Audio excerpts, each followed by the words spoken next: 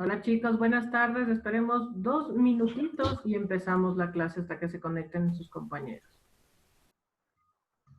Ayúdenme a alguien compartiendo su aula virtual, por favor. Si es que no la tienen abierto, ayúdenme abriendo, por favor, el aula virtual que vamos a empezar trabajando con eso.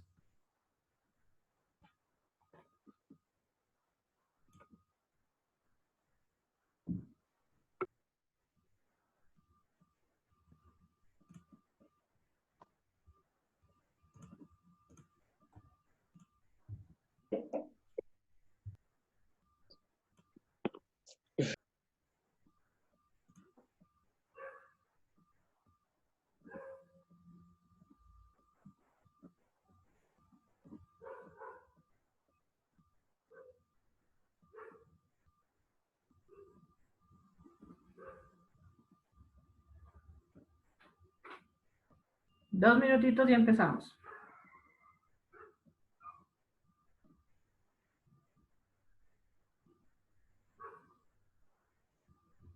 Anímense, anímense. Alguien ayúdame compartiendo su aula virtual.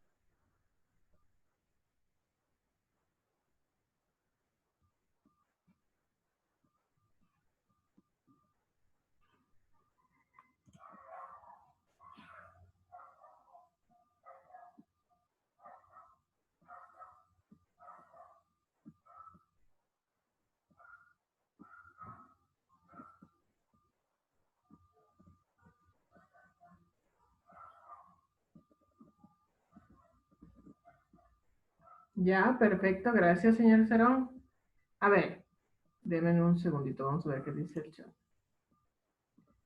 Vamos al tema número 3 que estábamos revisando el día de ayer. Nos vamos a ir a la pruebita, por favor, de recursos lingüísticos.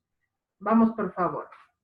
Ayer nos habíamos quedado revisando la parte de tareas de recursos lingüísticos. Ahora vamos a revisar y vamos a hacer en conjunto la parte de prueba de recursos lingüísticos.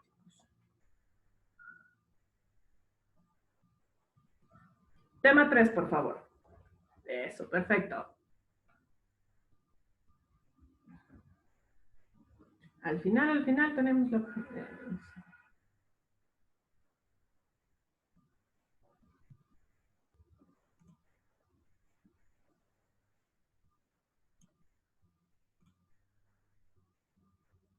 Ya está habilitado para que puedan hacer las veces que quieran, chicos, así que no les va a generar problema. Yo ya le habilité para que todo tenga número de veces que ustedes pueden realizar. Perfecto. Vamos a hacer el cuestionario entonces de recursos lingüísticos para con eso cerrar recursos lingüísticos.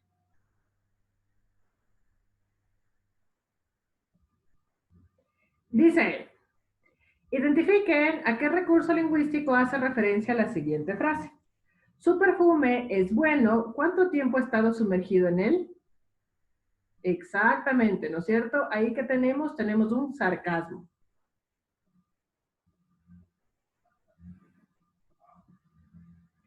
Bebo para olvidarte y ahora te olvido el doble. ¿Qué recurso lingüístico estamos utilizando ahí? Exactamente, muy bien, señor Mejía. Siguiente.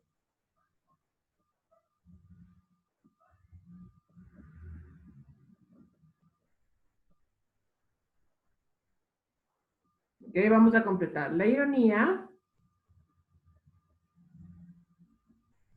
exacto, es una figura retórica que consiste en transmitir la información completamente contraria al mensaje que se dice o se escribe. Perfecto.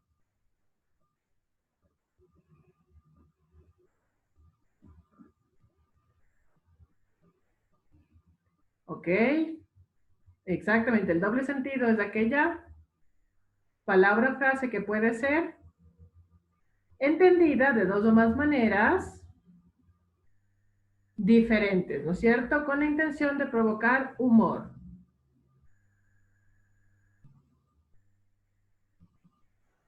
Tiene un poco de cara en su maquillaje. ¿Qué estamos utilizando ahí? Sarcasmo, perfecto.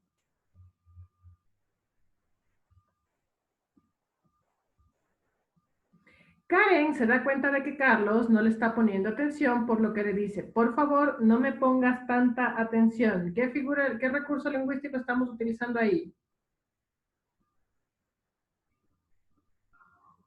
No, no es de ironía. Exactamente, es grosera en la forma de contestación. Candila en la calle, oscuridad en la casa. Eso habíamos hecho ayer, ¿no es cierto? ¿Cuál era?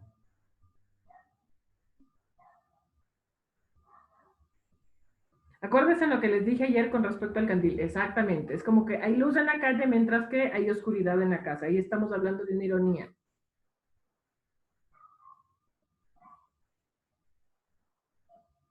Es un día muy lluvioso. Juan dice, ¡qué hermoso día! Exactamente. Está siendo irónico. No está siendo sarcástico. Está siendo irónico.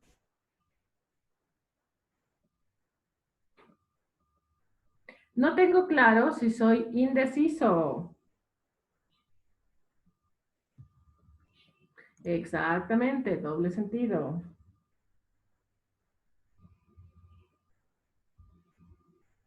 En casa de herrero, cuchillo de palo. ¿Qué figura tiene ese refrán?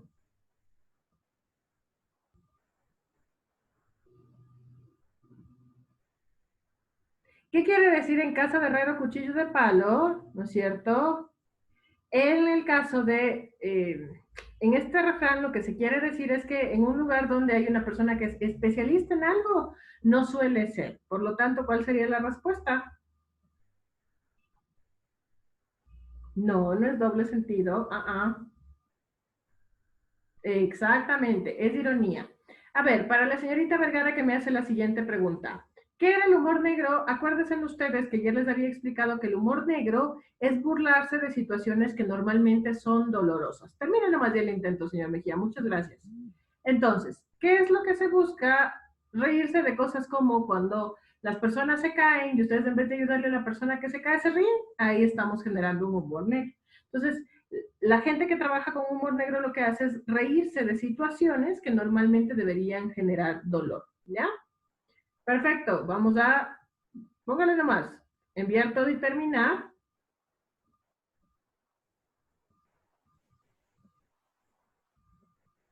Listo.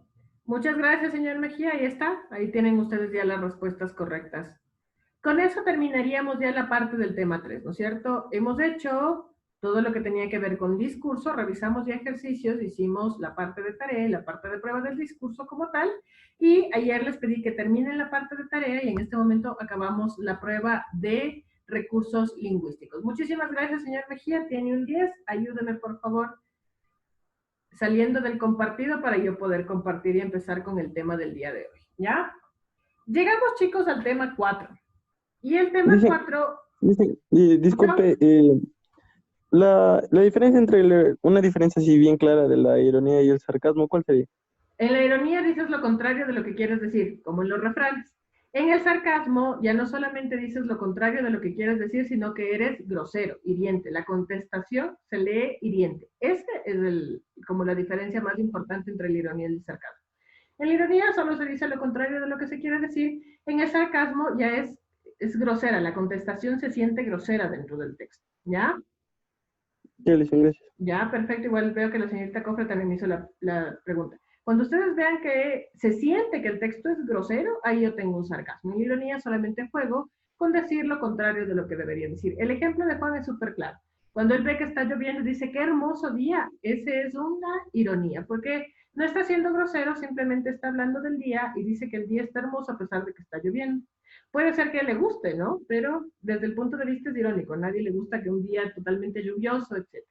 En cambio, en el sarcasmo es cuando le contestan súper de forma grosera. Cuando Karen, en el ejemplo que ustedes vieron de Karen, donde él le dice, gracias por ponerme atención. Entonces ahí se nota que está siendo grosero, que es hiriente lo que se quiere decir. Esa es la clave para entender la ironía y el sarcasmo. Y en el doble sentido, sí, ahí fíjense ustedes que estamos jugando con la ambigüedad de las palabras. Doble sentido y ambigüedad van de la mano. Nunca les van a poner los dos temas juntos porque son dos temas separados que se manejan, pero en el doble sentido yo tengo que jugar con las diferentes significaciones que tiene una palabra. Creo que ahí les quedó más claro, ¿no? Eso es más o menos lo que tienen que saber para poder hacer los ejercicios del examen de ingreso a la universidad. ¿Ya? Perfecto, entonces, vamos ahora con el tema número 4. Como les decía, en el tema número 4 sí me voy a detener un tiempo porque son algunas temáticas que vamos a desarrollar. Hoy voy a empezar con los primeros dos subtemas que tenemos del tema 4. Denme un segundito y les voy a compartir ya la pantalla.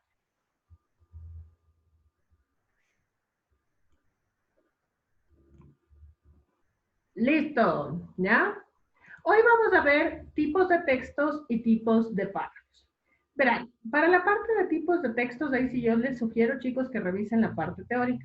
Porque, ¿qué es lo que ocurre con el examen de ingreso a la universidad? El examen se ha ido como complejizando de a poco. En un principio, cuando nos tomaban tipos de textos, únicamente nos tomaban los textos científicos. Entonces era súper fácil darse cuenta que era un texto científico. ¿Por qué? Porque yo utilizaba datos. Luego ya decidieron poner también textos narrativos, que ustedes ya saben que implican contar algo. Luego también ya nos pusieron textos expositivos, luego también ya nos pusieron textos argumentativos y así sucesivamente. Entonces luego ya no tenía yo solamente el texto científico como tal, que es finalmente un texto expositivo, sino que ya tenía un texto narrativo, texto descriptivo, texto argumentativo y texto expositivo. Luego, también decidieron poner dentro de estos algunos subgéneros del género narrativo. Entonces, aquí yo también me puedo encontrar con ejercicios donde me piden que yo distinga si el texto es un cuento, si el texto es un mito, si el texto es una leyenda o si el texto es, me acabo de olvidar el otro en realidad. Ya lo vamos a ver en los ejercicios, ¿ya? Y luego también lo que hicieron, y lo que últimamente hicieron fue también en esta parte de tipo de textos, también ponernos géneros periodísticos. Entonces, de lo que yo he visto que suelen salir crónicas, suelen salir reseñas, dentro de las opciones también, le suelen poner entrevistas, suelen poner noticias, reportajes, etcétera. Entonces, aquí sí es súper importante tener claro esa tipología de textos para poder completar, digamos, estos ejercicios. Vamos con un ejemplo de uno de los ejercicios que salió hace mucho tiempo atrás, ¿ya? Dice, esto es lo único que les van a poner. Identifiquen el tipo de texto. Las principales amenazas a la biodiversidad son la conversión de tierras para la agricultura, la tala de bosques, el cambio climático, la contaminación, la explotación no sostenible de recursos naturales y la introducción de especies denominadas exóticas o invasivas en áreas donde no son nativas. La importancia de cada factor varía geográficamente, pero un estudio de las extinciones de animales desde el año 1600 encontró que el 39% fue a causa de la introducción de especies exóticas, 36% de la destrucción del hábitat y el 23% al acaso o el exterminio deliberado. Las causas secundarias de la pérdida de biodiversidad, incluyen el crecimiento de la población humana, patrones insostenibles de consumo, aumentando la producción de desechos, desarrollo urbano y conflictos internacionales. Perfecto, les veo que ya están participando a través del chat, ¿no es cierto? Para yo reconocer aquí qué tipo de texto tengo, obviamente lo que me voy a ir es hacia los datos. Denme un segundo. Cuando en estos textos yo suelo tener datos o porcentajes, como en este caso, miren ustedes aquí, 39% exóticas, 36% destrucción, 23% casi exterminio, etcétera. Normalmente nos estamos refiriendo a ¿qué? A un reportaje científico, ¿ya? Eso digo, este es de los primeros ejercicios que salió cuando se empezó a tomar el examen ser bachiller, porque esto no se solía tomar en el ENES, sin embargo ahora ya le suelen tomar. Entonces, forma fácil de darse cuenta que estamos hablando de un reportaje científico o de un artículo científico, porque a veces les ponen reportaje, otras veces como artículo científico, es el hecho de que en el texto yo voy a encontrar ciertos datos o ciertos porcentajes, ¿ya? Ahora, tipos de párrafos van directamente de la mano con tipos de textos. En los tipos de párrafos, igual, así como si yo tengo un texto descriptivo, mi párrafo tiene que ser descriptivo, si tengo un texto narrativo, mi párrafo obviamente tiene que ser narrativo, si tengo un texto expositivo, obviamente mi párrafo va a ser expositivo y así sucesivamente. Ahora, los ejercicios suelen ir encaminados hacia los tres tipos de párrafos que más utilizamos nosotros desde el punto de vista estructural. Entonces, ahí ustedes les van a pedir que reconozcan enunciados que pertenecen a la introducción, que reconozcan enunciados que pertenecen al cuerpo del texto y que reconozcan enunciados que pertenecen a la conclusión. Facilito, ¿no es cierto? Cuando yo sé que un enunciado es de la introducción, primero suele ir al principio del texto y segundo, que obviamente yo tengo que saber que en la introducción, ¿qué es lo que voy a hacer? Dar a conocer la temática de la cual voy a hablar. En el caso de los enunciados que me piden del cuerpo del texto, definitivamente no van a estar ni al principio ni al final, sino que estarán en la mitad del texto. ¿Qué tienen que ver con qué? Con el desarrollo de la temática del texto. Y finalmente, si me piden un enunciado que es parte del cierre o de la conclusión, obviamente estará en la parte final y tendrá relación directa con cómo se está cerrando el texto, cómo se está finalizando el texto. Esos son los tres tipos de párrafos que ustedes más tienen que reconocer. Introducción, desarrollo y conclusión. Y lo que me van a pedir no es el párrafo como tal, sino enunciados que pertenezcan a esa parte del texto. Vamos a ver el ejemplo. Dice, identifiquen el enunciado que forma, ojo, aquí ya me dice, ¿no es cierto? Forma parte del cuerpo del texto, es decir, de la parte del desarrollo del texto de divulgación científica. Dice, científicos de la Universidad de California curaron las cataratas congénitas de 12 bebés usando células madre, luego de tener éxito en experimentos con conejos y monos. La cirugía tradicional requiere aberturas de 6 milímetros para reemplazar el cristalino anómalo por uno artificial, pero implica destruir células madres que protegen al ojo. El nuevo método permite una abertura de solo 1.5 milímetros para extraer el tejido afectado y provocar que las células madres del cristalino regeneren uno nuevo sin cataratas.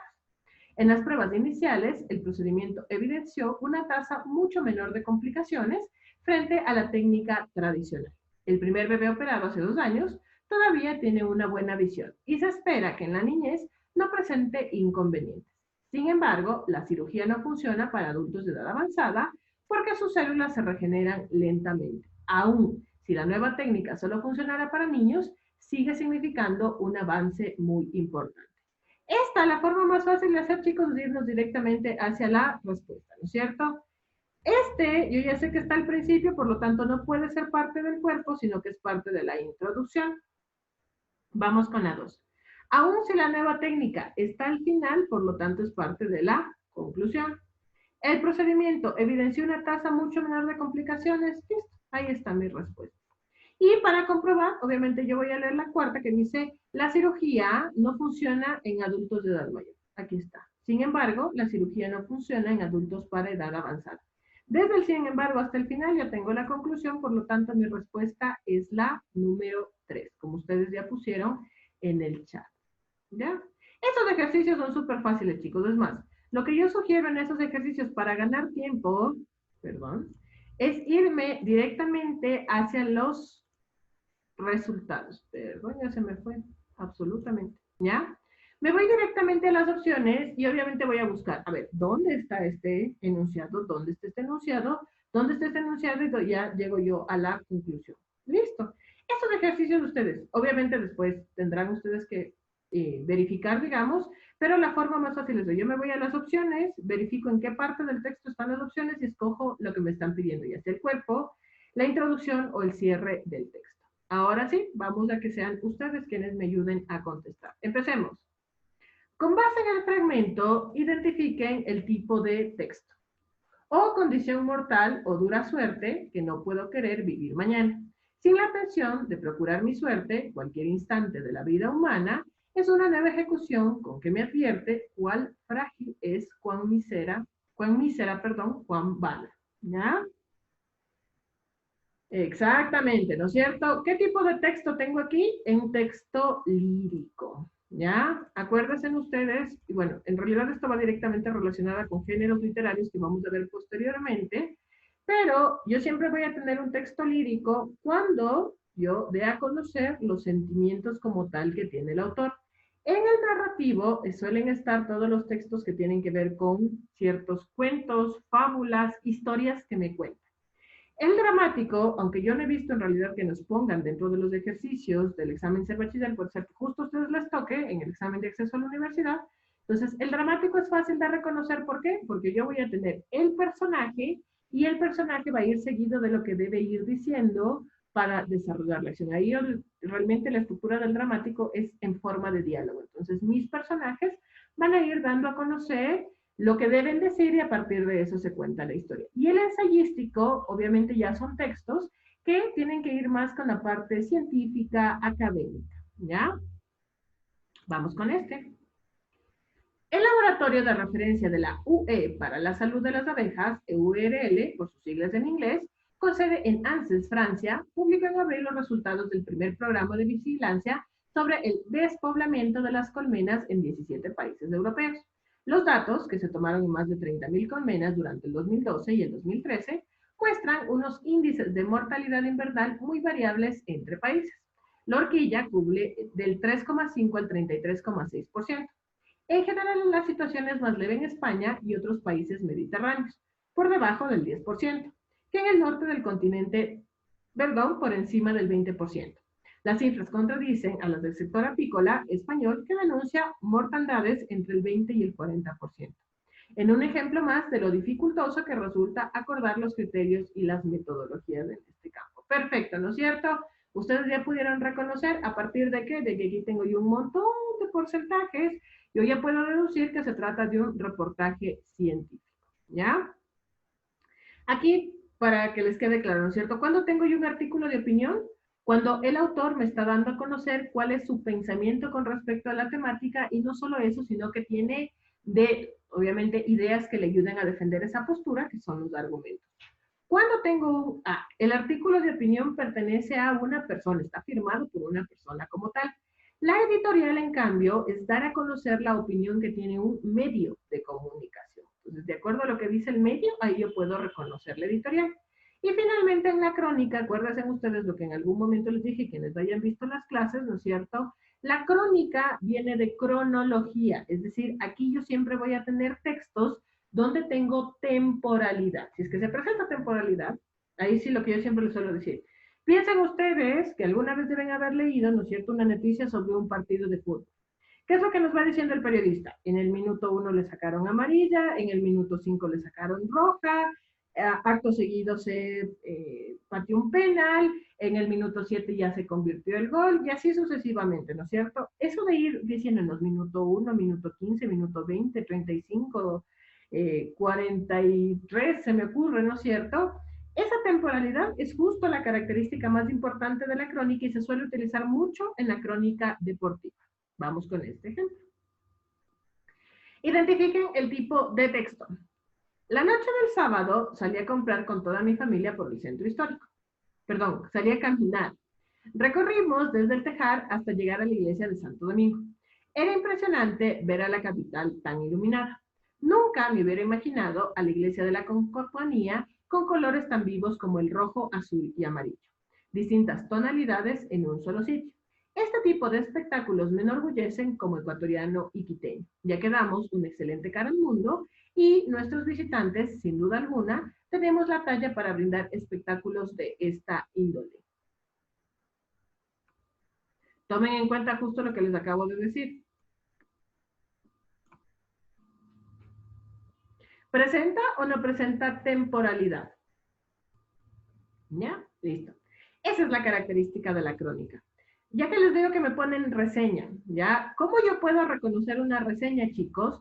La reseña en el ámbito periodístico es la unión de la descripción con la opinión. Y normalmente se suelen hacer reseñas de libros, se suelen hacer reseñas de películas, se suelen hacer reseñas inclusive de discos de música. Entonces, ¿qué es lo que hace el periodista? El periodista nos cuenta un poquito de qué trata el libro, un poquito de qué trata la película, y luego nos da a conocer su opinión. El objetivo de la reseña al final del día es que si es una buena película, un buen libro, el autor lo que va a hacer es invitarnos a leer o a ver la película o a escuchar el disco de música, y si es malo, obviamente todo lo contrario.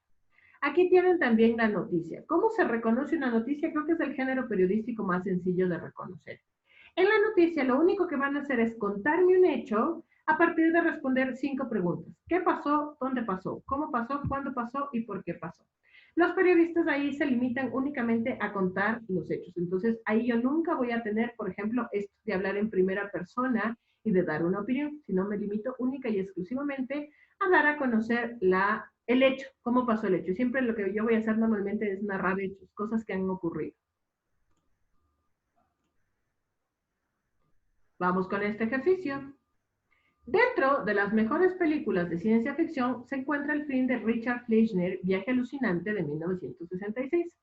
En esta cinta, una nave espacial y una tripulación en miniatura son inyectadas a un científico en estado de coma con objeto de eliminar un coágulo de sangre que pone en peligro su vida y sus secretos científicos. Esta visión de la medicina, aunque físicamente imposible, cosechó también varios premios de la Academia de Cine y una valoración positiva por parte de la comunidad científica. El largometraje ha sido una inspiración a lo largo de mi vida para trabajar y desarrollar la neurotecnología, explica James Giordano, profesor de neurociencias de la Universidad de Georgetown. Laura Marcos y Sara Romero, periodistas expertas en producciones fílmicas. Exactamente. Este es un ejemplo de reseña, chicos. Como ustedes pueden ver, ¿qué es lo que hicieron las periodistas? Las periodistas lo que hicieron fue contar un poco acerca de esta película que se llama Un viaje alucinante, contar que es una buena película, que tuvo premios, no solo eso, que por el contexto o por la temática que desarrolla, también tuvo relación, digamos, con la parte científica y que inclusive ha sido parte de la vida, digamos, de este profesor James Jordan, ¿ya? Aquí tenemos también carta al lector. ¿Cuándo yo voy a reconocer una carta al lector? Igual, es un texto argumentativo, pero en ese caso es un texto que, como su nombre lo dice, dirige a un lector hacia un medio de comunicación, ¿ya? Es fácil darse cuenta porque obviamente los artículos de opinión son textos súper bien escritos, súper bien estructurados, que tienen temáticas muy comunes. En cambio, en la carta del lector, más que nada, lo que se ve es la opinión del lector como tal. Las entrevistas, tanto periodísticas como de cualquier otro tipo, ¿no es cierto?, que implican que yo voy a tener una reproducción de preguntas y respuestas entre el periodista y un determinado personaje. Esa estructura siempre se mantiene y en el área periodística no es la diferencia. Y en el reportaje es básicamente, chicos, una noticia ampliada, es una noticia en profundidad. Supongamos, lo que se suele hacer en periodismo es, si yo hablo en un reportaje acerca de que a partir de que se terminó el confinamiento, hubo un accidente determinado en determinado día, eso es una noticia. Pero si yo hablo de todos los accidentes que han habido a partir de que se acabó con el confinamiento, es decir, lo que hago es ampliar esa noticia, le hago con mucha más profundidad, obtengo mucho más información, ahí pasa de ser noticia para convertirse en un reportaje. Dicen, ¿qué característica del texto científico se evidencia en el escrito? La diversidad de especies es crucial para el funcionamiento de los ecosistemas que regulan el agua y el aire. Por eso es muy preocupante que la tasa de extinción de especies se encuentre entre 1.000 y 10.000 veces más que la tasa de los últimos 60 millones de años. La causa principal es la pérdida de hábitat, especialmente por la deforestación.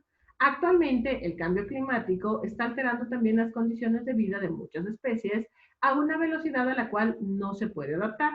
El sapo dorado, la rana arlequín de Monteverde, Costa Rica, recientemente extintos a pesar de tener sus hábitats designados como áreas protegidas, han sido denominadas las primeras víctimas del cambio climático. Ah, ahí veo una preguntita. Reseña. La reseña es la unión de una descripción con una opinión, justo como acabamos de leer la película. Entonces, ¿qué te hace el autor?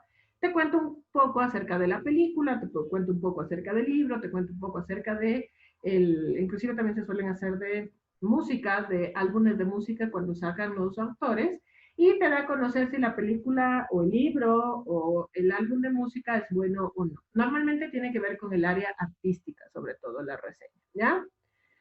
Exactamente, ¿no es cierto? Acuérdense ustedes que los textos científicos tienen 5 características. La primera es que debe ser verificable, es decir, que esa información que a mí me están presentando de alguna fuente se sacó y fue producto de la investigación y yo tengo que estar en capacidad de mostrar en realidad esa información.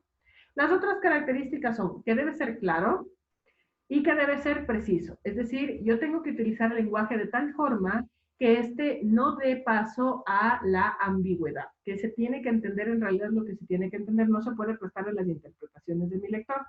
La otra característica propia del texto científico es que es objetivo. Ustedes nunca van a ver yo creo, yo pienso, yo opino en ese tipo de textos, sino que ahí el autor siempre me va a decir, de acuerdo a los datos, de acuerdo a las investigaciones, etc. Y finalmente es también universal. Obviamente el objetivo de la ciencia es ser divulgada, entonces si bien es cierto, suele utilizar temas que son, más bien, suele utilizar un lenguaje que suele ser un poco técnico, al final del día los científicos ya lo que hacen es tratar de ponerle en palabras que todo el mundo entienda, porque los avances científicos no solamente son para el área en el cual se desarrollan, sino que son básicamente avances para la humanidad, ¿ya? Vamos con este texto. Con eso creo que ya acabé toda. No, con este grabo las explicaciones. Identifiquen el tipo de texto. Ese día el cielo estaba tan bajo que bastaba estirar las manos para poder tomar un poco. Aprovechó para guardar unas cuantas nubes y un par de estrellas en el bolsillo por si acaso, ¿ya? Estos eran justo lo que yo les decía. Las 4 opciones que ustedes tienen ahí son subgéneros del género narrativo. Entonces, como yo sé que estoy hablando de un mito, acuérdense de la mitología. En el mito, normalmente yo voy a tener acciones que son reales, que van unidas con lo ficticio. Suelo tener ahí personajes que tienen que ver igual con los dioses, por ejemplo. Se suelen hablar acerca de los orígenes, de los sentimientos, de las cosas, etc. En el caso de la leyenda, en cambio, esa sí es más bien de un contexto más pequeñito, ¿no? Son cuentos igual que mezclan lo real con lo ficticio, pero que son conocidos sobre todo dentro de una pequeña sociedad o pueblo. Aquí en Quito nosotros tenemos un montón de leyendas. Piensen en el Cantuña, piensen en el Padre Almeida, etc. El cuento, obviamente, es la base de la estructura narrativa, que es lo que me cuentan una pequeña historia. Tengo inicio, nudo y desenlace, y es cortito. Y la fábula se caracteriza porque al final de la fábula yo siempre voy a tener un mensaje, ¿ya? Ahora sí, con base en esa explicación, ¿cuál es la respuesta? Solo el señor Pozo nomás contestó, ahí el señor Guarnizo también. Pero creo que con la explicación ya debe haber cambiado su opción.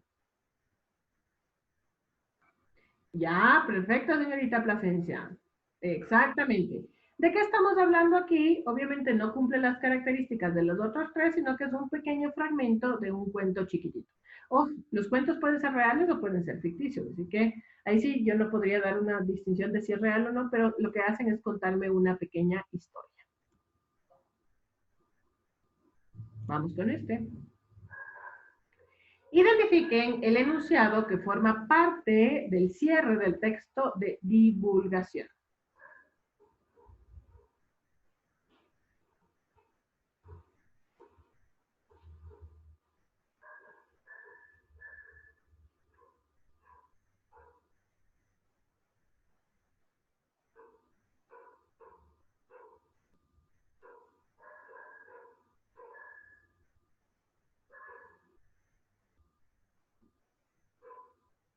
Perfecto, señorita Vargas. A ver, vamos con el resto. Hagan aquí justo lo que les dije, precisamente por eso no leí el texto, ¿no es cierto? ¿Qué voy a hacer? Voy a verificar. ¿Qué dice aquí? El procedimiento quirúrgico no presenta efectos positivos en adultos mayores, puesto que sus células no se regeneran rápidamente. ¿Dónde está esa parte del texto? Aquí. Luego del sin embargo, ¿ya? Por lo tanto, es parte del cierre del texto, la respuesta es la 1. ¿Ya? Vamos con el siguiente ejercicio. Tipo de texto. La biodiversidad o diversidad biológica es un término colectivo que significa la totalidad y variedad de formas de vida sobre la Tierra. La biodiversidad incluye la diversidad genética dentro de las especies, la variedad entre especies y la diversidad de ecosistemas en los que la vida existe e interactúa. Los estimados acerca del número de especies sobre la Tierra varían desde 3 millones hasta 100 millones. La Convención de las Naciones Unidas sobre Diversidad Biológica dicen que hay alrededor de 13 millones de especies, de las cuales 1.75 millones han sido descritas. Una cifra más actualizada proviene de un análisis de la lista roja de especies amenazadas 2008 de la IUCN. El tema no ha incluido en la lista roja del 2009, que afirma que se han descrito 1.8 millones de especies de un estimado de 5 a 30 millones existentes. Exactamente, ¿no es cierto? Cuando yo ya tengo porcentajes o datos, normalmente me estoy refiriendo a ¿qué? A un reportaje científico. Vamos con esta. El hielo abrasador es fuego helado, es herida que duele y no se siente.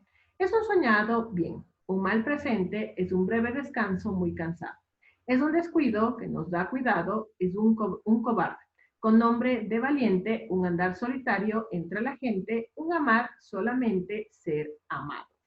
¿Qué tipo de texto es? Facilito. Señor Miranda nomás contestó. Ya, muy bien. ¿El autor está o no está dando a conocer ahí sus sentimientos? Cuando dice, es el hielo abrasador, es fuego helado, es de vida que duele y no se siente. ¿Sí o no? No les veo muy seguro. Debería el resto. ¿Qué dice? Eso no es un texto lírico. No, los textos no necesariamente deben estar escritos en verso. Pueden ser también escritos en prosa. Exactamente. Muy bien, ¿no es cierto? Ahí sí tenemos nosotros un texto lírico. ¿Qué es lo que está haciendo el autor? Dándonos a conocer sus sentimientos. Cuidado que por ahí vi dramático. Acuérdense lo que les dije. El dramático es súper fácil de reconocer porque yo voy a tener mi personaje, 2 puntos, lo que dice mi personaje. Otro personaje, lo que dice el personaje. Otro personaje, lo que dice el personaje y así sucesivamente. Así se escriben los textos dramáticos. Vamos con esta. La mañana del jueves salí a caminar con todos mis compañeros de curso por el centro histórico de Quito. Recorrimos desde la Plaza Grande hasta llegar a la tradicional calle de la Ronda. Fue emocionante ver a la capital del Ecuador tan atractiva. Nunca me hubiera imaginado observar tantas casas con balcones muy hermosos en un solo sitio. Este tipo de construcciones me enorgullecen como quiteño, ya que damos una excelente cara al mundo y a todos nuestros visitantes nacionales y extranjeros. Exactamente, ¿no es cierto? Acuérdense lo que les dije, temporalidad. La mañana del jueves, por lo tanto que tengo aquí, tengo una crónica. Vamos con este, creo que sí avanzamos a hacer este. La interpretación audiovisual de La Guerra de los Mundos de Byron Haskin, basada en la novela homónima de Herbert George Wells sobre una invasión marciana, provocó una violenta sacudida en los escenarios de la época debido a que la amenaza de un ataque nuclear y todo lo que rodeó la Segunda Guerra Mundial estaban aún presentes en las conciencias. Seth Shostak, astrónomo del Instituto de Búsqueda de Inteligencia Extraterrestre, afirmó: después de ver la película, pasé una muy mala noche. Eso es lo que marca la diferencia. Exactamente, ¿no es cierto? ¿Qué tenemos ahí? Tenemos una reseña. Estamos hablando de la Guerra de los Mundos y de las consecuencias que tuvo la Guerra de los Mundos. Es más, si revisan un poco de historia, aquí en Quito también se hizo la Guerra de los Mundos, pero fue una radionovela y la gente se levantó y quemó en el centro donde antes funcionaba la radio. Vamos con este. Identifique las características del texto científico que se evidencia en el escrito. La química María Gracia Piazza no sabe cuántas vidas ha salvado. Es una de las pocas personas y la primera mujer que ha descubierto y licenciado 2 vacunas. Una contra la tosferina en 1993 y la otra más reciente contra el meningococo B, causante de meningitis que pueden ser letales en los niños. Piazza, nacida en Éboli, Italia, en 1961, investiga con GSK, una multinacional farmacéutica que da empleo a casi 100.000 personas y vende productos tan conocidos como el antibiótico Clamoxil o aerosol contra el asma Ventolin. GSK además contribuyó con 833 millones de dosis de vacunas del año pasado. Una de sus novedades es Bencero, el nombre comercial de la inmunización desarrollada por la científica italiana contra la meningitis del tipo B. Exactamente, ¿no es cierto? Si se acuerdan que les había dicho, estábamos hablando de que la característica en este caso es objetivo. Vamos con esto. Ya, les voy a dejar ahí porque me queda menos de un minuto y no voy a avanzar a explicarles el siguiente ejercicio. Polisémico significa que tiene varios significados, ¿ya? Entonces, justo esa se contrapone a lo que les decía. Un texto científico tiene que ser súper claro, no puede dar paso a la ambigüedad. Si yo juego con los términos polisémicos, en cambio, ahí sí voy a generar ambigüedad y se va a prestar a la interpretación de mi lector. Listo, chicos, entonces nos vemos en la tarde. Si alcanzamos a ver el aula virtual, hacemos, así que tengan la más abierta. Si no, seguimos revisando porque aún me faltan algunos ejercicios por revisar. Nos vemos en la tarde, chicos. Gracias. Chao, chicos, nos vemos en la tarde. Gracias, Lieten, por su explicación.